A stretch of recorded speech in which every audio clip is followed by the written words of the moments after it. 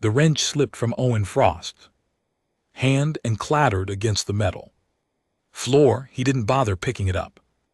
Right away, his fingers were cramped from 6 straight hours of rewiring a mining drone's navigation system, and the dim lighting in his workshop made everything look the same shade of gray. Station Bell Ridge hummed around him like a living thing. Thousands of beings from dozens of species moved through its corridors, trading goods and stories and promises. Down here in the maintenance levels, Owen heard only the distant thrum of air recyclers and the occasional groan of metal settling. That was how he liked it. He finally bent to retrieve the wrench when the door chime sounded. Owen froze. Nobody came down here at this hour. The station's commercial districts were still buzzing with activity, but the industrial sectors cleared out after the second shift ended. He glanced at the wall chronometer. Nearly midnight. The chime sounded again, more insistent this time. Owen wiped his hands on his coveralls and moved to the door panel. The security screen showed a figure that filled most of the camera's view. Scaled, massive, one of the dragon-like aliens that most humans simply called the scaled ones, though their species name had too many clicking sounds for human throats to manage. He pressed the release and the door hissed open. The scaled one stood nearly 8 feet tall, his body covered in dull bronze scales that had lost their shine. Scars crisscrossed his snout and neck. One of his wings hung slightly lower than the other, the membrane torn and healed badly. His eyes were golden and sharp, taking in every detail of Owen's cluttered workshop. "I need a repair," the dragon said. His voice rumbled like distant thunder. Owen gestured him inside. The scaled one had to duck to clear the doorway. He moved with a pronounced limp favoring his left leg. Old injury, Owen noted. Military bearing despite the damage. War veteran, probably from the frontier. Conflicts. What needs fixing? Owen asked. The dragon reached into a worn satchel and pulled out a plasma cutter. The tool was standard issue, the kind used in salvage operations across the sector, but this one had seen better days. The power cell housing was cracked, and the focusing lens had developed a dangerous fracture. Owen took the tool and turned it over in his hands. "This could have exploded on you." The lens fracture would have sent the plasma stream in random directions. "I know," the dragon said. "That's why I came to the best mechanic on the station." Owen raised an eyebrow but didn't respond to the compliment. He carried the plasma cutter to his main workbench and set it under a magnifying lamp. "I can have it done by morning. Standard repair fee." "Fair enough." The dragon didn't move toward the door. Instead, his golden eyes swept across the workshop, taking in the half-finished projects, the organized chaos of tools and parts, the sleeping area visible through a door in the back. Owen tried to ignore the scrutiny and focus on the plasma cutter. He popped open the power cell housing and began examining the internal connections. "You live here," the dragon observed. It wasn't a question. "Rent's cheaper when you combine workspace and living quarters," Owen replied without looking up. The dragon's gaze settled on something in the corner. Owen knew what he was looking at without checking. The military cargo container, 2 m long, armored, covered in a thin layer of dust and scorch marks from welding splatter. Owen's name was stenciled on the side in faded white letters, along with a service designation number that anyone with military experience would Recognize human combat engineers, the dragon said softly. I fought alongside some of your unit during the frontier. Wars find soldiers better problem solvers. Owen's hand stilled on the plasma cutter. He forced himself to resume working. That was a long time ago, 20 years, the dragon agreed. Give or take. I'm Brass, by the way. Tactical wing commander, retired. Oh. Frost mechanic. Brass made a sound. That might have been a chuckle, just a mechanic, of course. He shifted his weight and Owen heard the faint scrape of claws on metal. That container. Still sealed. Not your business.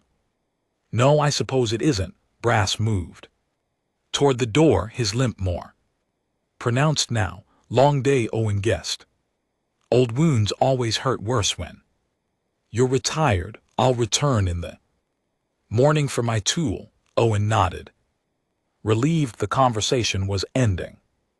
But Brass paused in the doorway. The station's been having problems, the dragon said. Equipment failures. Small things mostly, but they're getting worse. Security thinks it's just aging infrastructure, but some of us aren't so sure. Take it up with maintenance administration, Owen suggested as Brass's golden eyes met his. I might do that, or I might come back and talk to someone who actually knows how things work. He ducked through the doorway and disappeared into the corridor beyond. Owen stood alone in his workshop, the broken plasma cutter still in his hands. He should get back to work. The repair was straightforward enough. Maybe 2 hours if he didn't rush. But his eyes kept drifting to that cargo container in the corner. 20 years. Sealed. 20 years of avoiding what was inside. Metals, probably. Commendations. The ceremonial sword they gave to combat engineers who served with distinction. All the official recognition of what he'd done during the war, what his team had done, what they died doing while he survived. Owen turned back to his workbench and picked up a micro welder. The plasma cutter wouldn't fix itself, and dwelling on the past never helped anyone. He'd learned that lesson the hard way, learned it in fire and vacuum, and the screams of friends he couldn't save. Down here in the shadows of Station Bell Ridge, the past stayed locked in a box where it belonged, at least. That's what Owen told himself as he worked through the night, trying not to think about the knowing look in Brass's golden eyes. Owen finished the plasma cutter repair just as Station Bell Ridge's artificial dawn cycle began. The main lighting systems brightened gradually throughout the station, mimicking a sunrise that none of the current residents would see for months. Out here on the edge of charted space, real stars were distant and cold. He was calibrating the focusing lens when his door chimed again. Owen checked the security screen inside. Brass stood outside holding 2 steaming containers. The dragon entered without waiting for an invitation this time, moving with the confidence of someone who'd already been welcomed once. He said one of the containers on Owen's workbench, carefully avoiding the delicate tools. Stimulant blend from a market level. Brass said. The clicking vendors make it strong enough to wake the dead. Owen eyed the container suspiciously but picked it up. Liquid inside was dark and smelled faintly of spices he couldn't identify. He took a cautious sip. Heat flooded his mouth, followed by a kick of caffeine that made his eyes water. That's brutal, he muttered. That's effective. Brass settled himself against the support beam, his damaged wing folding carefully against his back. Your plasma cutter is ready, Owen gestured to the tool on his workbench. New power cell housing replaced the focusing lens, recalibrated the emission. Matrix should be good for another 5 years if you don't drop it off a cargo platform. Brass examined the repair with an expert. I then nodded his approval. He transferred the payment to Owen's account with a tap on his data pad. Excellent work as expected. He didn't leave. Owen took another sip of the harsh stimulant and waited. He dealt with enough officers during his service to recognize when someone was working up to something. The equipment failures I mentioned last night, Brass began. 3 more incidents during the sleep cycle, life support fluctuation in residential section 7, artificial gravity hiccup in the cargo bays, water recycling contamination in the eastern harboring. Sounds like the station's getting old, Owen said. Bell Ridge is 40 years old, well maintained. These failures don't match normal wear patterns. Brass's golden eyes studied Owen's face. I spent 30 years in tactical command. I know what random looks like. This isn't random, Owen said. Down his drink. You think it's sabotage? I think someone with technical knowledge is targeting specific systems. The failures are spaced out enough to look like coincidence, but they're escalating.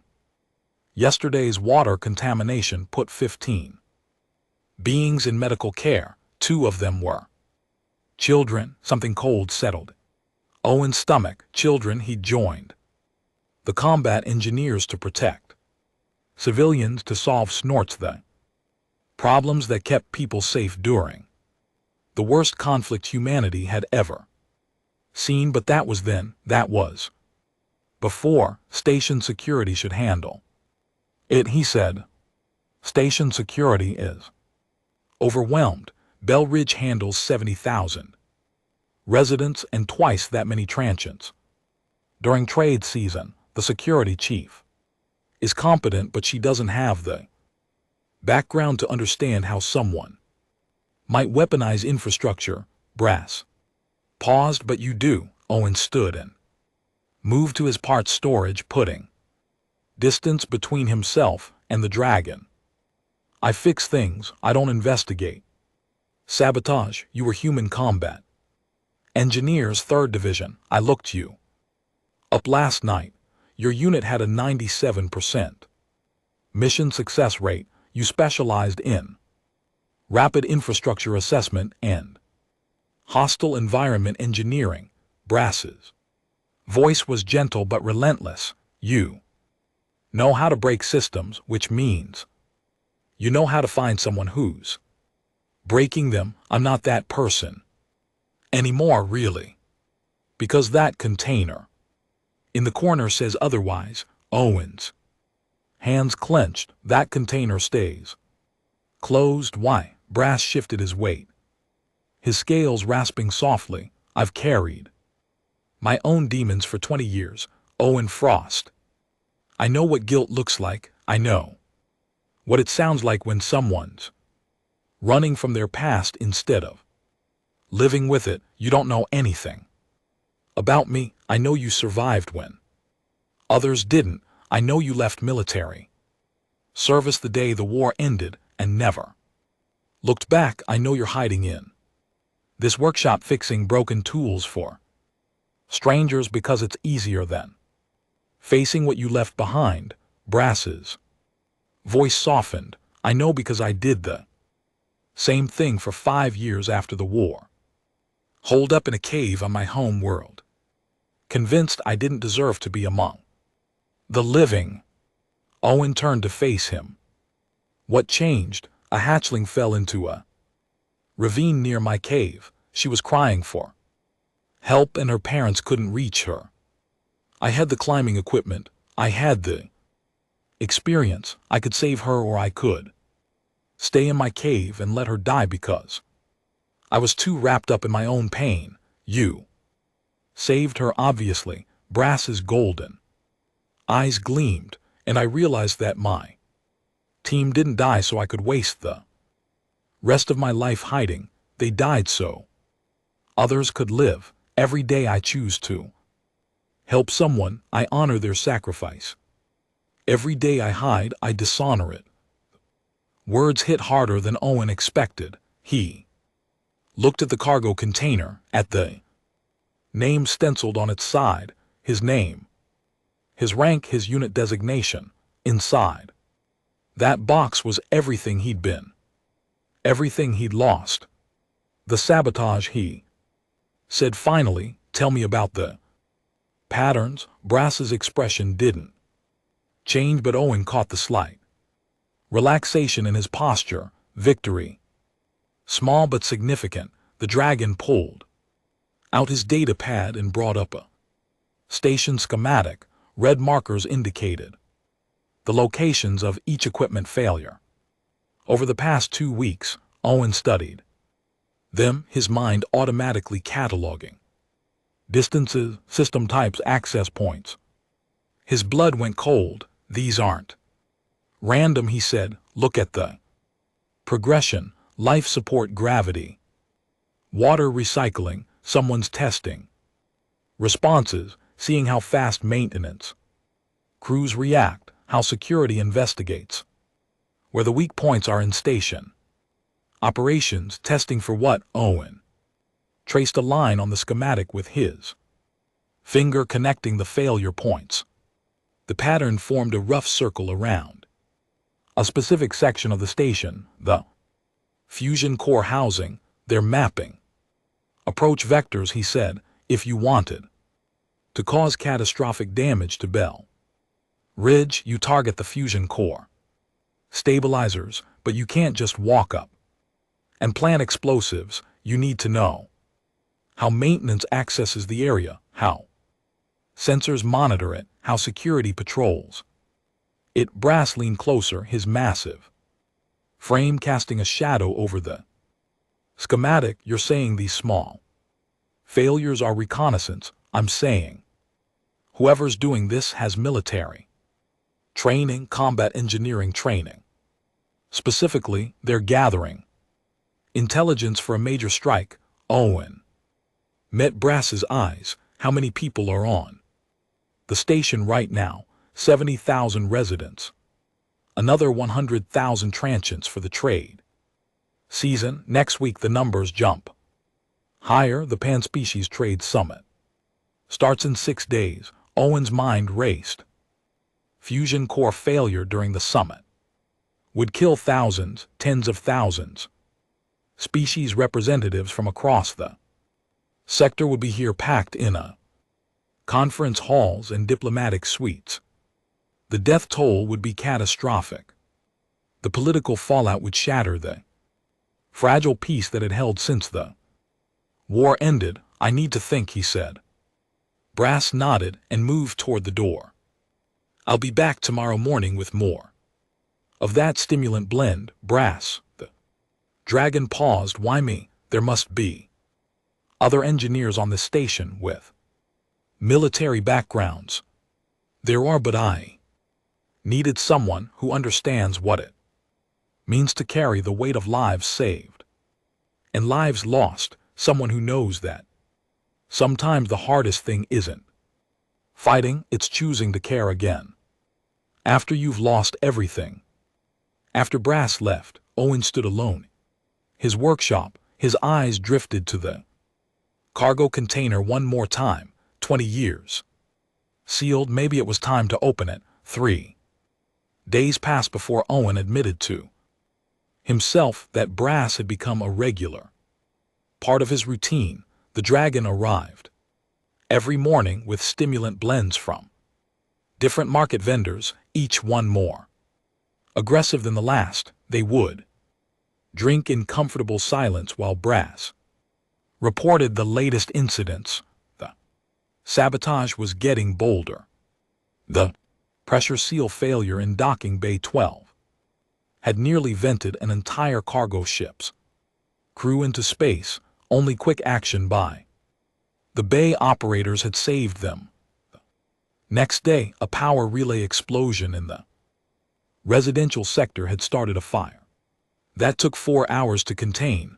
No fatalities yet, but the station's population was getting nervous. Owen spread a series of data pads across his workbench, each displaying different station systems he'd been analyzing. Failure reports for 3 nights straight. Barely sleeping, his eyes felt like someone had rubbed sand into them. "You look terrible," Brass observed from his usual spot against the support beam. "Thanks for the input," Owen highlighted another section on the power grid. Schematic, look at this. The relay that exploded yesterday was a redundant backup, shouldn't have been carrying any load at all. Someone rerouted power through it deliberately, knowing it would overload, which means they have access to station operation systems, not just access, deep access, the kind that requires either high-level security clearance or serious hacking skills. Owen rubbed his face. I ran the failure timeline against maintenance schedules. Every incident happened during shift changes or when crews were responding to other issues. Perfect timing, too. Perfect. Brass shifted his weight, his damaged wing rustling. You think they're monitoring security communications? I think they're monitoring everything. And I think they're getting ready for the main event. Owen pulled up the station's event calendar. The Panspecies Trade Summit was 3 days away. Summit preparations are in full swing. Thousands of additional security personnel, diplomatic staff, journalists. The station's population is going to spike by another 50,000 beings in the next 72 hours, maximum casualties, Brass said quietly. Maximum political damage if species leaders die. Owen nodded. His stomach had been twisted in knots since he'd figured out the probable timeline. Whoever was behind this wasn't just trying to destroy Bell Ridge, they were trying to reignite the kind of interspecies conflict that had fueled the frontier wars. His data pad chimed with an incoming message. Station Security Chief Petra Volkov wanted to meet with him. Owen stared at the message, his finger hovering over the decline button. "You have to talk to her eventually," Brass said. "I told you I consult. I've been consulting. That doesn't mean I need to get officially involved." Owen, the dragon's voice was firm. "You've identified a credible threat against 70,000 residents and another 150,000 summit attendees. Consulting time is over. This is the moment where you decide if you're going to help or hide." The words stung because they were true. Owen had spent 3 days analyzing the sabotage pattern, 3 sleepless nights, piecing together the threat, and he'd done it all from the safety of his workshop, like he could solve the problem without actually stepping into the light. His eyes drifted to the cargo container, still sealed, still covered in dust. But now it felt less like a locked box and more like a question waiting to be answered. "Fine," he said. Set up the meeting. Petra Volkov's office was exactly what Owen expected from a career security officer. Efficient, organized, and decorated with commendations from a dozen different law enforcement organizations. She stood when Owen and Brass entered, her sharp eyes taking in every detail. "Mr. Frost." "Commander Brass, thank you for coming." She gestured to chairs that were clearly designed for human-sized occupants. Brass settled himself against the wall.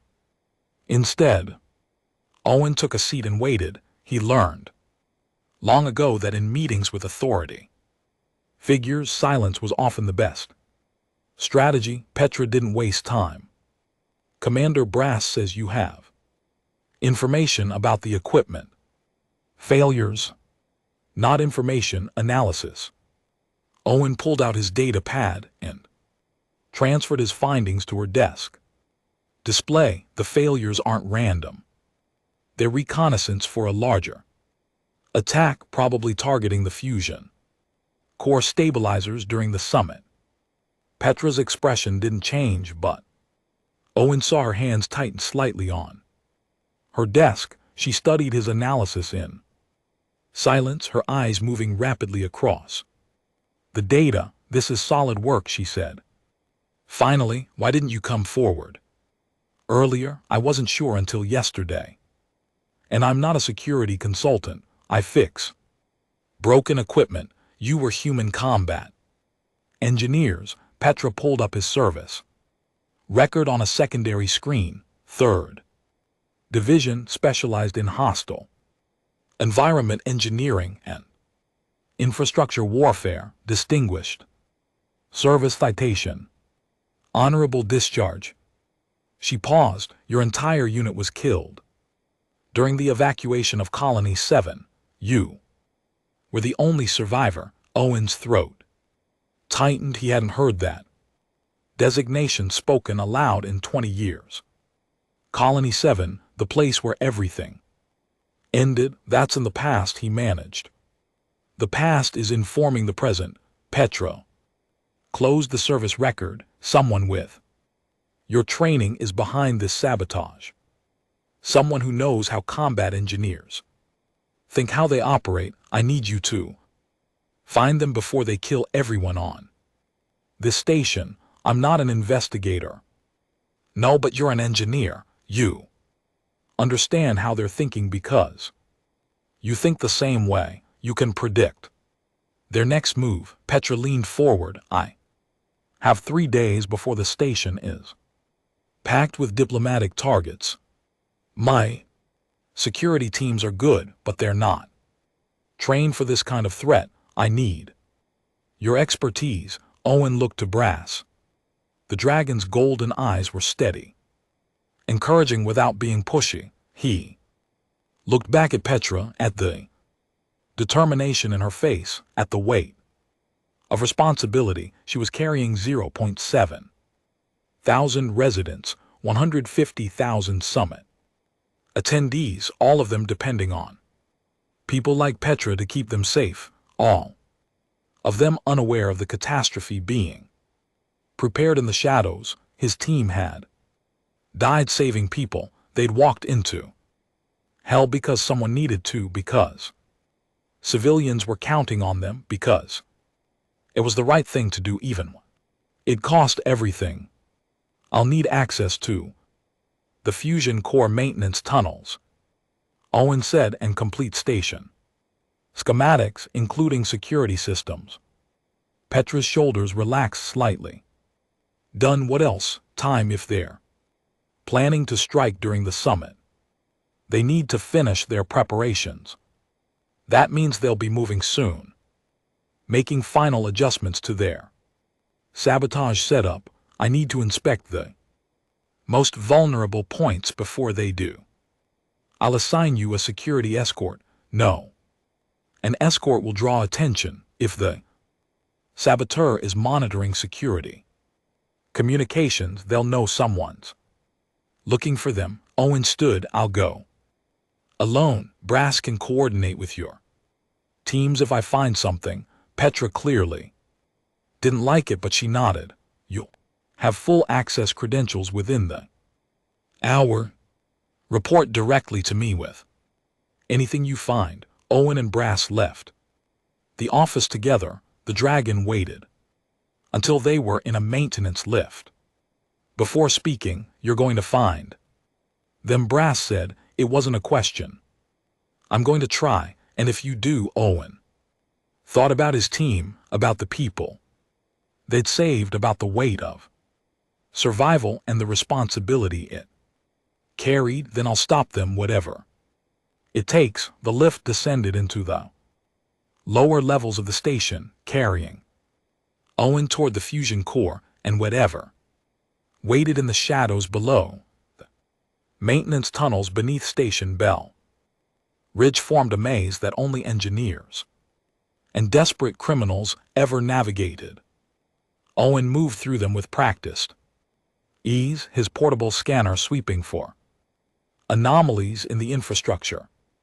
Every pipe, every conduit, every power coupling was a potential weapon in the right hands that or the wrong ones. He'd been searching for 6 hours, checking each fusion core access point against his mental map of likely sabotage locations. The work was tedious and his back ached from crawling through narrow passages, but combat engineers had taught him patience. You didn't rush when lives were on the line. Substation 7 sat at the intersection of 3 major power feeds. Owen approached it carefully, his scanner already picking up unusual readings. The door to the substation control room was sealed, but his security credentials opened it without issue. Inside, everything looked normal at first glance.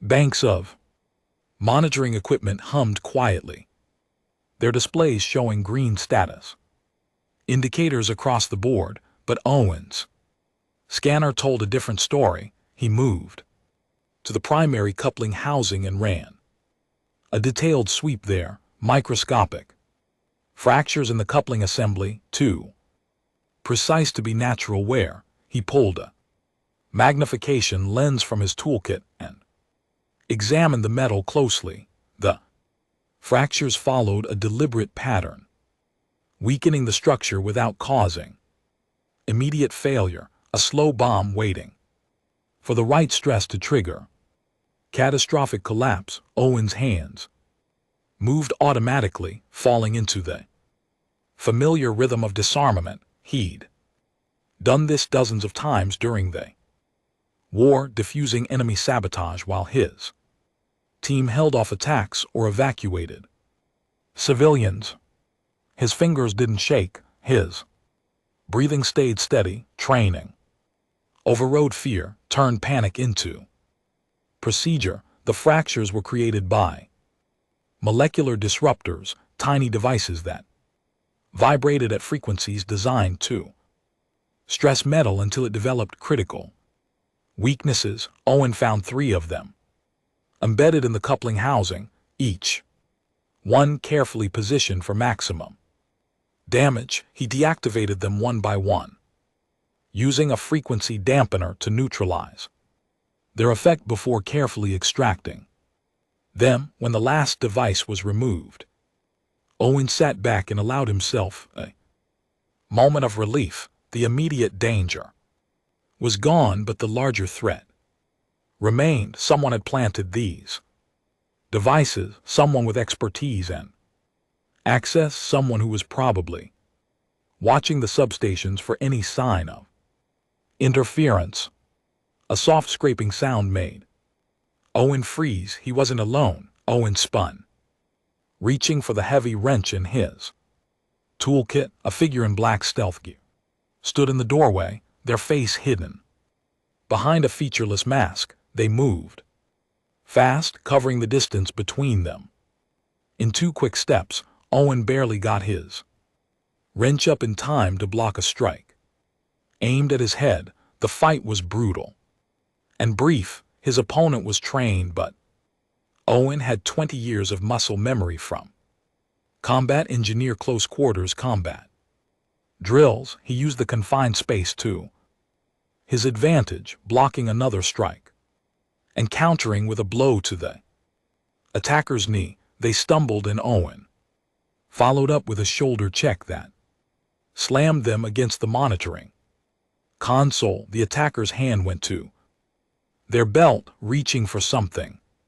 A weapon, probably. Owen didn't give them the chance. He swept their legs and brought them down hard, then pinned them with his weight while grabbing for the object at their belt that at the T wasn't a weapon. It was a data storage device, the attacker realized their mistake and fought harder, desperate to retrieve the device. Owen held on and in the struggle the device fell loose, skittering across the floor. The attacker's priorities shifted. Immediately, they abandoned the fight. Scrambling for the fallen device, Owen lunged and caught their ankle. They kicked free and dove for the data storage, fingers closing around it just as Owen tackled them again, but this time they were ready. An elbow caught Owen in the ribs, driving the air from his lungs. Before he could recover, the attacker was up and running. Owen gave chase, but his opponent knew these tunnels. They disappeared around a corner, and by the time Owen reached it, they were gone. He stood in the empty corridor, breathing hard, his ribs aching where he'd been hit, but he wasn't empty-handed. During the struggle, the data storage device had broken open, scattering its contents. Owen knelt and gathered what remained. Damaged memory chip, cracked but possibly recoverable. He slipped it into his toolkit and made his way back to the surface levels. Brass was waiting in Owen's workshop along with Petra Volkov. They both stood when he entered, taking in his disheveled appearance and the darkening bruise on his face. "You found something," Brass said.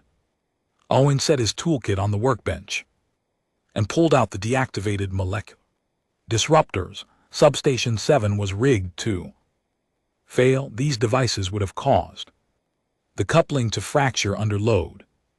During the summit, when power demand spikes, the whole substation would have exploded. Petra examined the devices with a grim expression. "How many other substations are rigged? I don't know. But I had a visitor, someone in stealth gear who didn't want me finding their work." Owen pulled out the damaged memory chip. "They dropped this during our fight. It might have information about their other targets. Can you recover the data?" Petra asked. "Maybe. Give me an hour." Owen was already setting up his data recovery equipment. His hands worked automatically while his mind raced through possibilities. The saboteur had been waiting at substation 7, which meant they were monitoring station systems closely. They'd known Owen was coming, or at least suspected someone might investigate. Brass and Petra watched in silence as Owen worked. The memory chip was badly damaged, but he'd recovered data from worse during the war. Patience and precision were everything. One wrong move and the remaining information would be permanently corrupted. After 40 minutes, his equipment beeped softly.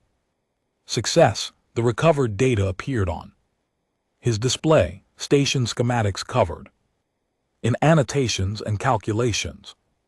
Sabotage schedules listing the locations and timing of planted devices. Notes written in clipped military shorthand that Owen recognized immediately.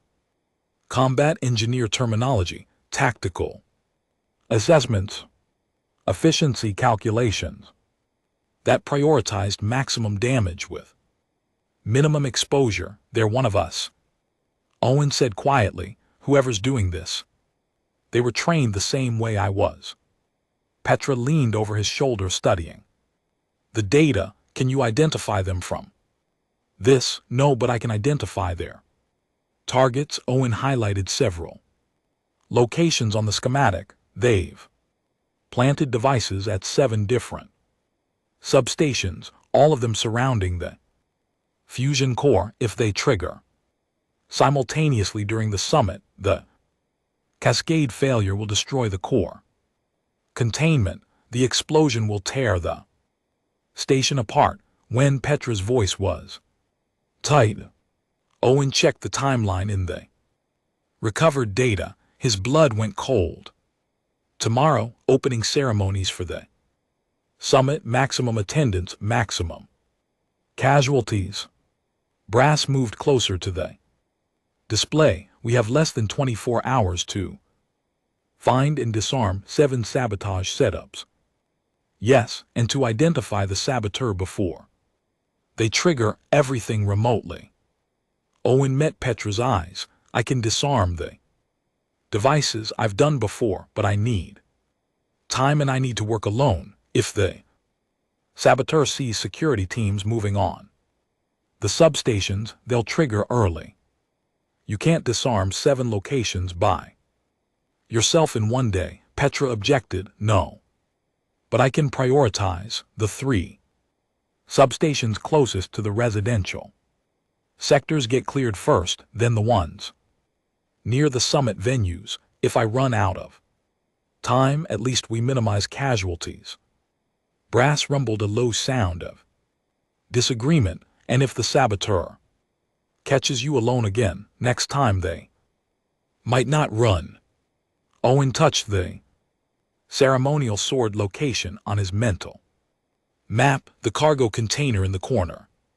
Still sealed after 20 years, but not for much longer. Then I'll be ready, he said. Petra studied him for a long moment, then nodded. Do what you need to do, Mr. Frost. I'll keep security teams on standby in case you need backup, but you're right about discretion. We can't risk spooking our saboteur. After Petra left, Brass remained. The dragon watched Owen gather equipment, filling his toolkit with disarm equipment tools and scanning devices. You're going to open it tonight, Brass said. The container. Owen paused in his preparations. Yeah, I think it's time. What changed? I realized something during that fight. My team died doing what combat engineers do. Protecting people, solving impossible problems, making sure others could live. Owen looked at the cargo container. Hiding from that doesn't honor them. Using what they taught me, what we all learned together, that's how I keep them alive. Brass nodded slowly. I'll help you with the substations. Tomorrow. You're not trained for this. No, but I can watch your back while you work. I can make sure you're not alone. When the saboteur comes, the dragon's golden eyes were steady. That's what friends do. Owen felt something in his chest that he hadn't experienced in 20 years. Not quite hope, not quite peace, but something close to both. All right, he said. Tomorrow morning, we start with residential sector substations. After Brass left, Owen stood before the cargo container. His hand rested on the seal. Release. 20 years of avoidance finally coming to an end. He pressed the button, and the container opened. Inside the container lay everything Owen had tried to forget. Metals in velvet cases there. Metals still gleaming despite 2 decades of storage. Commendations from 3 different species governments, thanking the human combat engineer for their service during the war. Letters from civilians his team had saved there. Words of gratitude written in shaking hands, and a sword it rested in a custom sheath. The blade etched with names. 47 names. Every member of Owen's unit who had died during the war, with the last 8 names grouped together at the base of the blade. Colony 7, the final mission. The evacuation that had saved 3,000 civilians and cost Owen everyone he loved. He lifted the sword carefully. The weight was familiar, comforting in a way he hadn't expected. During the war, combat engineers wore their ceremonial swords during formal occasions, but Owen had trained with his, had used it to cut through debris and pry open jammed doors, had worn on missions as a reminder of what he was fighting for. The names caught the workshop's dim lighting. Owen read each one. remembering faces and voices in the particular way each person had laughed. Rodriguez, who could fix anything with duct tape and optimism, Singh, who sang old Earth songs while working, Park, who had saved Owen's life twice and never let him forget it, all gone, all dead, because Owen had made the call to hold the evac zone while civilians loaded on the transports, all sacrificed so others could live. I'm sorry I hid from this, Owen said to the empty workshop. I'm sorry I wasted so much time. The sword had no answers, but Owen felt something shift inside himself anyway. Grief would always be there. Guilt would always whisper that he should have died with them, but Brass was right. His team hadn't died so Owen could waste the rest of his life in hiding. They died so people could live, and honoring that meant choosing to help when it mattered. Owen strapped the sword to his belt, not for fighting, as a reminder that he spent the rest of the night preparing, checking and rechecking his equipment, memorizing the substation locations and access routes. By the time artificial dawn brightened the station, Owen was ready. Brass arrived with stimulant blend and a grim expression. Security reported another incident overnight. Minor power fluctuation in the summit hall, probably the saboteur making final adjustments or testing to see if anyone's watching. Owen handed Brass a spare toolkit. You carry this if I'm working on disarm equipment I need someone watching for trouble. The dragon took the toolkit and his eyes went to the sword at Owen's belt. He didn't comment, but Owen saw approval in his expression. They started with the residential sector substations. Owen worked quickly but carefully, his hands steady as he located and removed molecular disruptors from critical systems. Each device followed the same pattern, the same tactical thinking. Whoever planted them knew exactly what they were doing. Brass stood guard while Owen worked, his massive frame blocking the narrow maintenance passages and his sharp hearing alert for any approach. They made a good team, falling into a rhythm that felt natural despite their different backgrounds.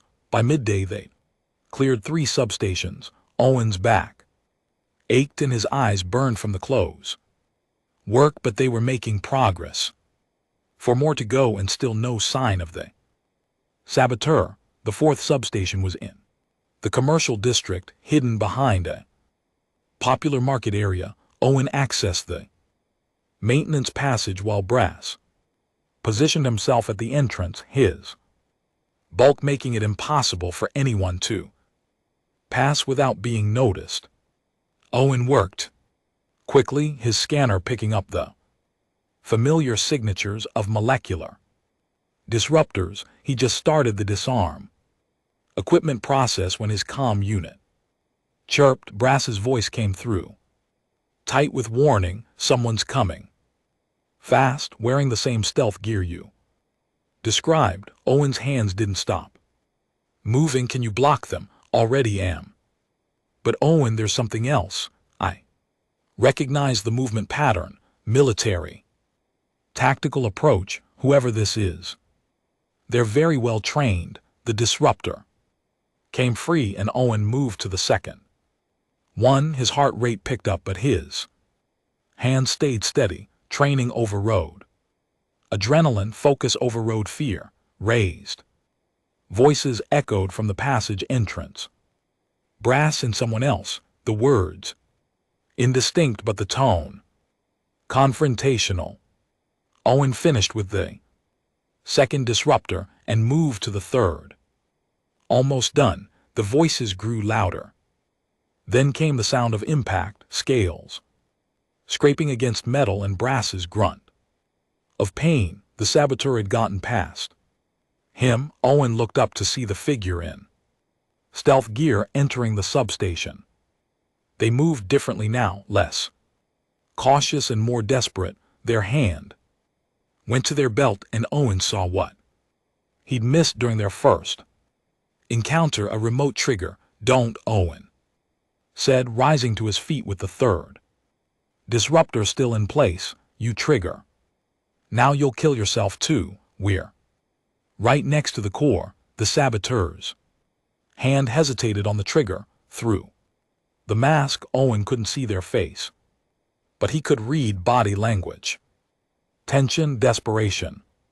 The posture of someone who'd committed too deeply to stop. I know you're combat engineers. Owen continued, his voice calm. I know. Because I am too. 3rd Division. I recognize your work, the precision, the tactical thinking. You were trained to save lives, same as me. Save lives. The voice was distorted by the mask, but the bitterness came through clearly. I watched my family die in a human military strike. Collateral damage, they called it. 3 children, my spouse, gone because some human officer decided their target was worth civilian casualties. Owen's throat tightened. Colony 7 had been full of similar stories, people caught between military necessity and the brutal mathematics of war, people who suffered because someone like him had to make impossible choices. I'm sorry, he said. I'm sorry for what happened to your family. I lost people too. My entire team died during an evacuation. They sacrificed themselves so others could live. I've spent 20 years wondering why I survived when they didn't. Then you understand. The saboteur's hand tightened on the trigger. You understand why this has to happen, why the peace has to break, why humans need to pay for what they've done. No. Owen took a careful step forward. I understand pain. I understand loss, but I also understand that my team didn't die so I could waste their sacrifice on revenge. They died saving people, protecting civilians, making sure kids got to grow up and families stay together. He gestured to the substation. Around them, you trigger this, you'll kill thousands. Humans, yes, but also clicking merchants, gaseous whisper. Diplomats, scale ones like brass. Children from a dozen different species who had nothing to do with what happened to your family. Collateral damage, the saboteur said, just like my children were collateral damage. Then you're no better than the people who killed them. Owen's voice was hard now. You're using the same logic, the same justification. You're becoming exactly what you hate. The hand on the trigger wavered. My team's names are on this sword, Owen said, touching the blade at his belt. 47 people I loved, 47 people who believed protecting others mattered more than revenge. They were right. Your family would want you to be better than this. They want you to honor their memory by choosing life over death. Brass appeared in the doorway, one wing held at an awkward angle, but his eyes alert. He didn't move, didn't speak, just watched.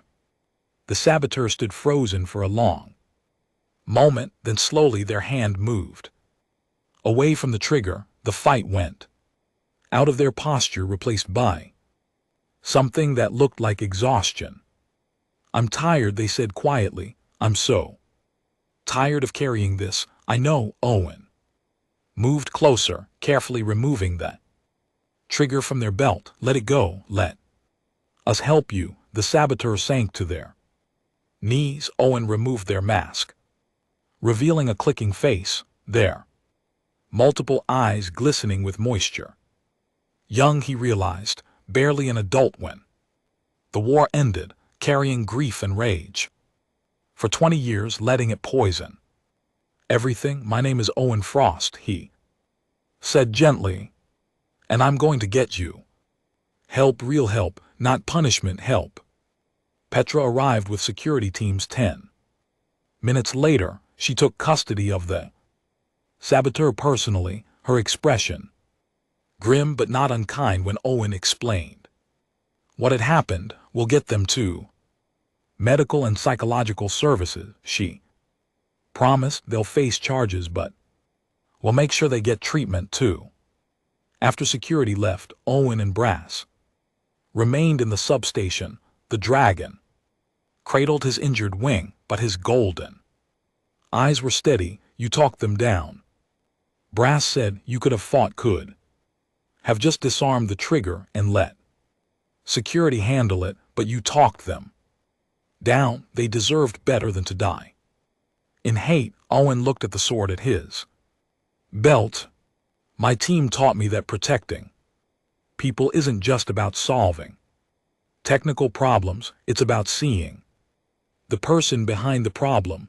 Brass nodded slowly. 3 more substations to clear, 3 more, then we can rest.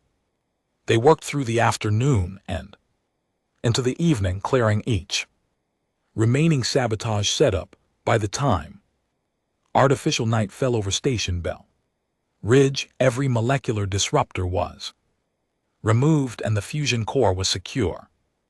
Owen stood in his workshop, exhausted but satisfied. The sword hung on the wall, now visible, no longer hidden in a box, a reminder of who he'd been, who he still was, and what really mattered.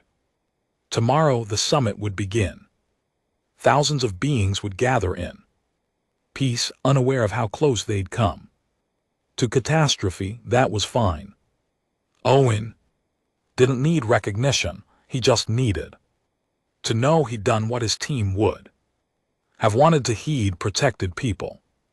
He'd solved an impossible problem, and he'd stepped out of the shadows to do it. The Panspecies Trade Summit opened with speeches from representatives of 17 different governments. Owen watched the opening ceremonies on a monitor in his workshop, relieved to see everything proceeding smoothly. Security teams moved through the crowds with professional efficiency. Diplomats exchanged greetings and discussed treaties. The station hummed with peaceful activity. Nobody knew how close they'd come to die. Owen turned off the monitor and returned to his current project, a mining drones. Power coupling needed replacement. Straightforward work that let his mind wander. He'd spent the past 2 days finishing the repairs he neglected. During the sabotage crisis, life was returning to normal, or at least to what passed for normal in his workshop. The door chimed and Brass entered without waiting for an invitation. That become their routine over the past week. Dragon brought stimulant blends and company, and Owen found he didn't mind either one anymore. Petra wants to see you, Brass said, settling against his usual support beam. Something about an official commendation. Owen grimaced. I already told her, no public recognition. I did what needed doing, that's enough. She knows this is private, just a thank you from the station administration.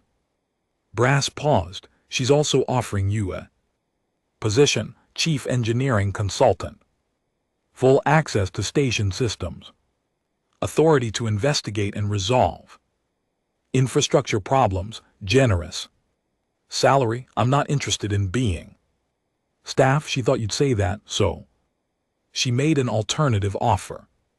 Independent contractor status. You work when you want on the problems you find interesting. No schedule, no direct supervisor, just Owen Frost doing what Owen Frost does best. Owen set down his tools and looked at the dragon. You helped set this up. I may have suggested a few terms. Brass's golden eyes gleamed. You're good at what you do.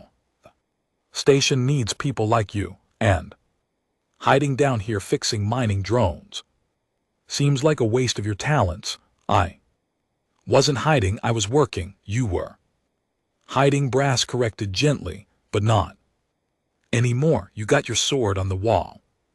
Now, time to decide what comes next. Owen glanced at the ceremonial blade. Hanging beside his workbench, the names etched into it caught the workshop.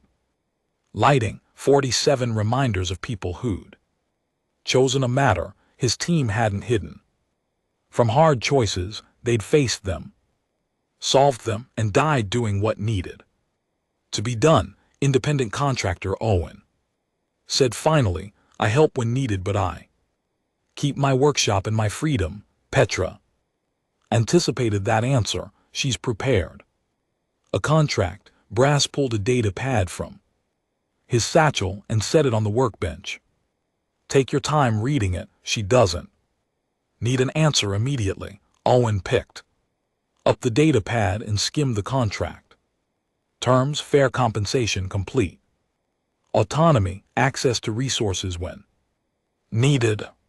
It was exactly the kind of arrangement that would let him help without feeling trapped by bureaucracy.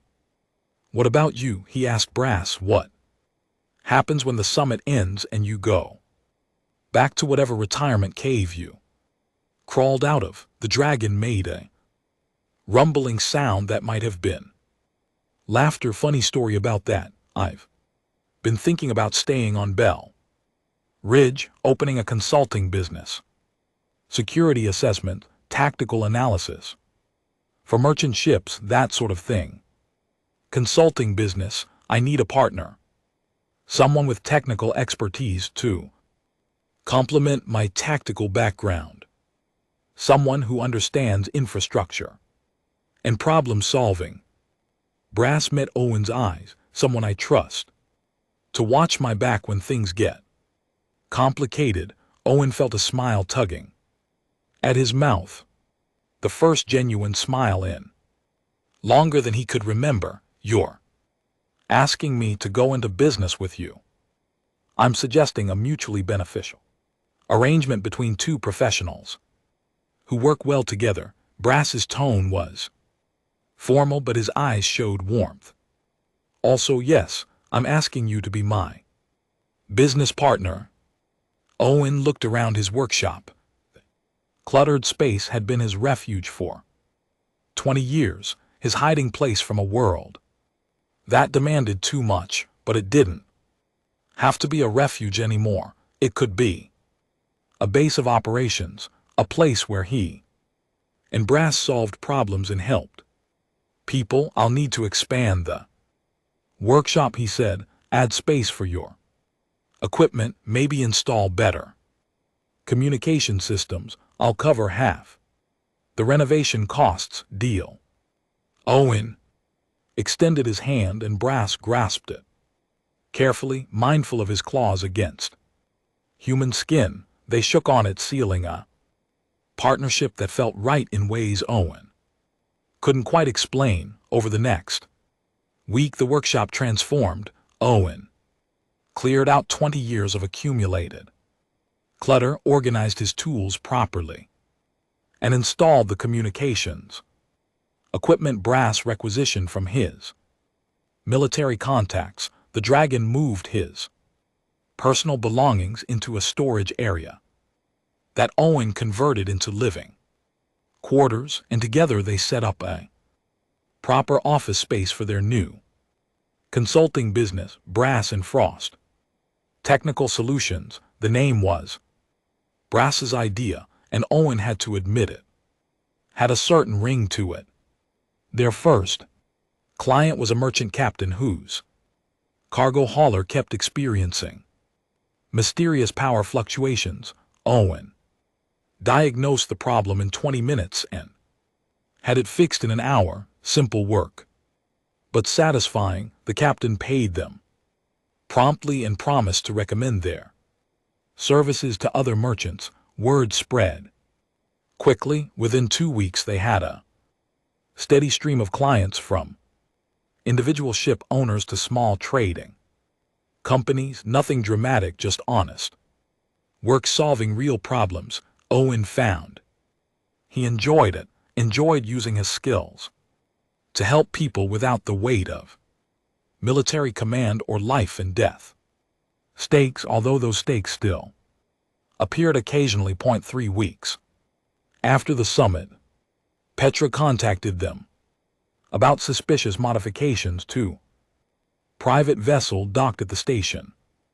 The ship's owner claimed they were legitimate upgrades, but station security suspected weapon smuggling.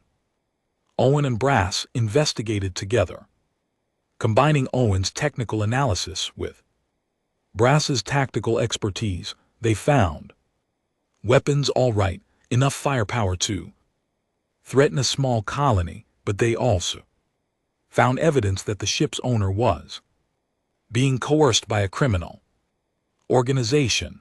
Owen and Brass worked with Petra to expose the organization and protect the ship's owner from retaliation. More cases followed.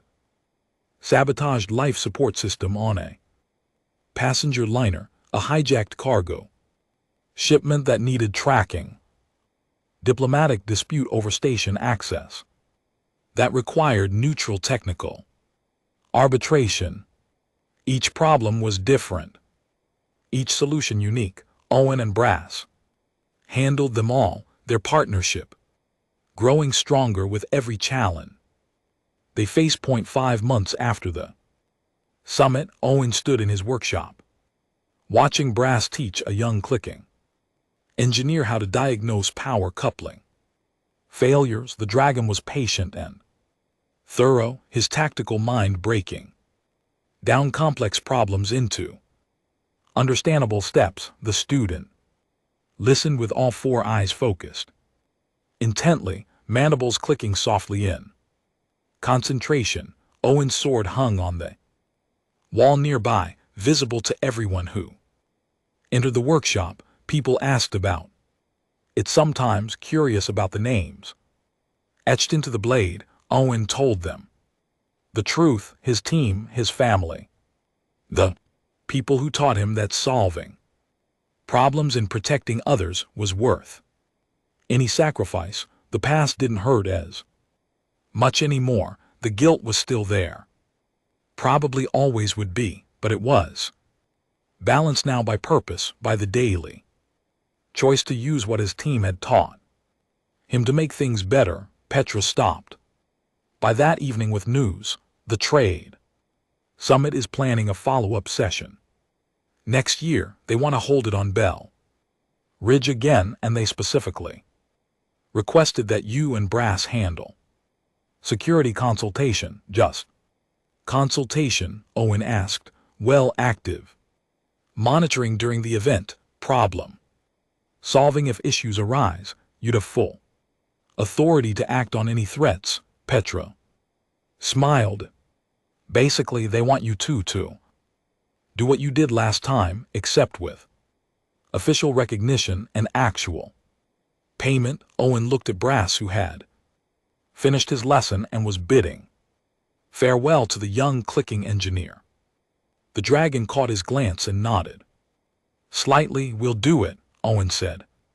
Send us the contract details. After Petra left, Brass joined Owen at the workbench. They stood in comfortable silence, watching station traffic flow past the workshop's open door. Beings from dozens of species passed by, going about their lives, unaware of the 2 former soldiers who'd chosen to protect them. You know what I realized, Owen said finally. My team didn't die so I could spend the rest of my life suffering. They died so people could live freely without fear. Every day, choose to help someone. Every problem I solve, that's me honoring their sacrifice. Took you long enough to figure it out, Brass rumbled. Yeah. Well, I had a good teacher. Owen gestured at the workshop, at the sword on the wall, at the life he'd built. This is better than hiding, better than pretending. The past doesn't matter much. Better, although your coffee is still Terrible, it's stimulant blend, not coffee, and you're the one who introduced me to it.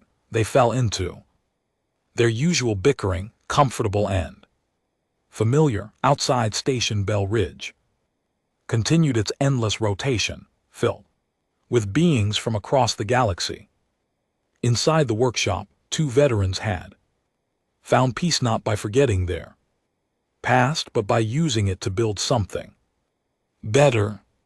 Owen Frost had spent 20 years working in shadows, hiding from the weight of survival and loss, but Brass had shown him that some shadows were meant to be stepped out of, that carrying the past didn't mean being crushed by it, that choosing to help others wasn't a burden, but a privilege. The ceremonial sword would always hang on his wall, names gleaming in the workshop light, a reminder of what he'd lost and what he'd learned, a symbol of the team that had taught him to solve impossible problems and protect those who couldn't protect themselves. And every day Owen and Brass opened their workshop door, ready to face whatever challenges came their way. That sword reminded him why it mattered. Not because he owed the dead anything, but because the living deserved someone who gave a damn about keeping them safe. That was worth coming out of the shadows. For that was worth everything.